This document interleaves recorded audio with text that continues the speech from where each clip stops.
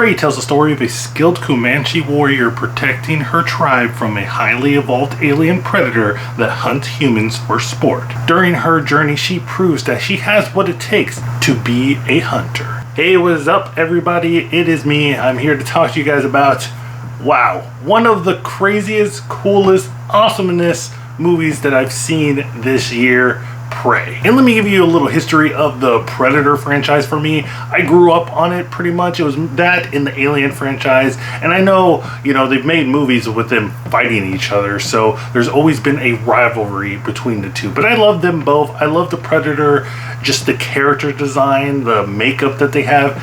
Say what you will about the other movies, the later movies like AVP and then the latest Predator film. We can all agree that at least the costume and the makeup and the prosthetics have been over the top and have been amazing throughout the franchise. And this film continues that prosthetic and awesomeness design, because this Predator, every other Predator is different. They have a different face and different teeth and all that stuff, but they virtually look the same. We've had different Predator like looks throughout our time. Just remember that xenomorph mixture of Predator, that was crazy. But this one looks nasty. I think it's probably the most ugliest Predator that I've seen in a franchise. But before I get really deep into like the Predator's looks and stuff, because that's just weird on its own, let's just talk about why this was released on streaming. I feel like Disney, Disney owns Fox now, and this is one of the Fox properties. And I feel like Disney's just like, just throw it on there. Last people don't really like the Predator franchise. They don't really know how this is going to perform, which is weird to me, because I feel like as you own a company, you own properties, you send people out to watch this movie and get feedback.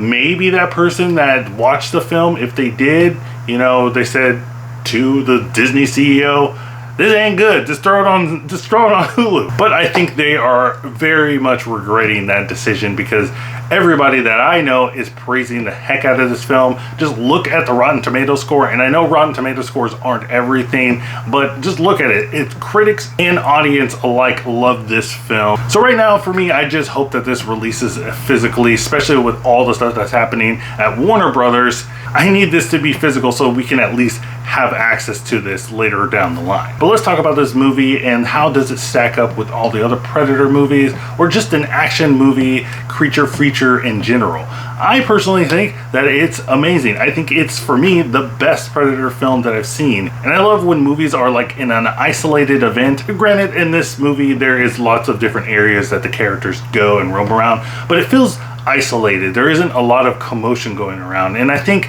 that really helps with the setting that we have. This is in the past, and we're just following this small tribe as they try to navigate what is happening when they see something falling from the sky and just want to hunt it. And that's added with the little dialogue that we have with this film, which I like. I really wish that there was less dialogue in this film. I wish there was more like sign language, facial expressions going into this. I think that would have been a little bit more powerful. I also wish that there was just, full on native tongue spoken throughout this movie. There is a Comanche dub version of this movie, but I feel like that doesn't do it justice. It wasn't what I was looking for. I wanted it to be fully spoken in the Comanche language and throughout the entire film. I didn't want any English, because the English kind of throws you off a little bit. They have a scene in the movie, it's not really a spoiler, but when somebody's talking to one of the natives and they're speaking in English,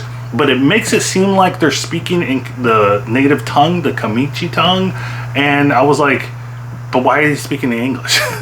So it was very confusing, because at times they're speaking their native tongue and then they'll switch back to English. I don't know if that was just a decision for, the ignorant people that speak English. They're like, oh, well, nobody's going to want to read subtitles, even though we put subtitles in this movie, but they're not going to want to watch a movie that's almost 2 hours just filled with subtitles. Everybody is amazing here. The cast is great. I was kind of concerned when they announced this, it was going to be a native going against this Predator, and I was like, okay, you better cast some native people. But they did it, so they did a good job with that. And our lead actress, Amber Midthunder, I hope we continue to see a lot from her going forward.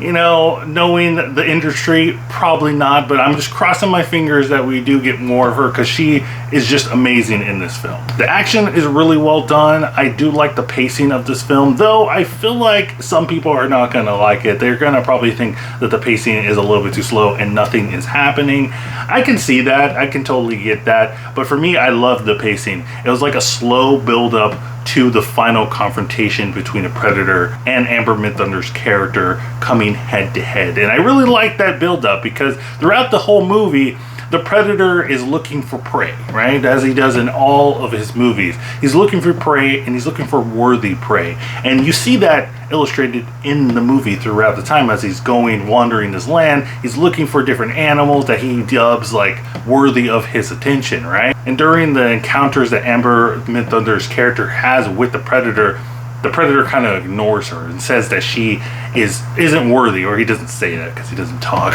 but he pretty much just ignores her because he feels that she's not worthy of his attention.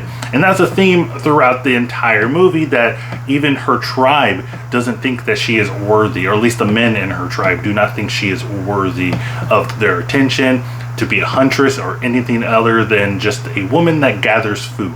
And even though that the message isn't a new one, just the new paint, you know, new coat of paint that they put on it and the setting that they put in it, I think it just makes it and just revitalizes it and makes it fresh. And if anything, you know, if that doesn't convince you, all the praise and all the glowing stuff that I've given for the movie, if you just want to see some fight scenes, I mean, it's free on Hulu, you know, free on Hulu. Just fast forward, you can fast forward. It's not like you're in a theater and you have to wait.